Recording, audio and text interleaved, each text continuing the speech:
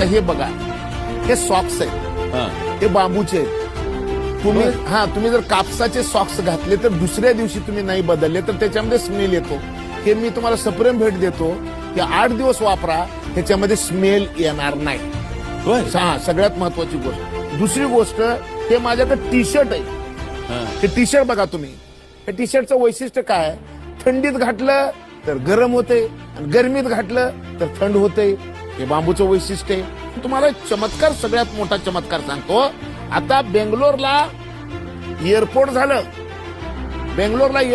आणि त्या सगळ्या एअरपोर्टमध्ये लोखंडाचे पाईप वापरले नाही, तरी बांबूचे पाईप वापरले. हे बांबूचं पाईप आहे. म्हणजे 5,000 कोटीचं एअरपोर्ट झालंय. 5,000 कोटीचं एअरपोर्ट आहे आणि या एअरपोर्टमध्ये काय आहे तर फक्त बांबू आहे. एक गोष्ट लक्षात ठेवा, अल्युमिनियमला पर्याय, लोखंडाला पर्याय, प्लॅस्टिकला पर्याय, सिमेंटला पर्याय.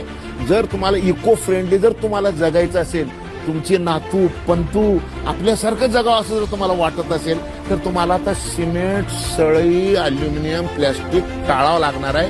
हे बांबूचं चमत्कार आहे. दुसरं तुम्हाला आणखीन एक मजेशीर गोष्ट सांगतो. ह्यात काय फ्लोरिंग आहे, फरची.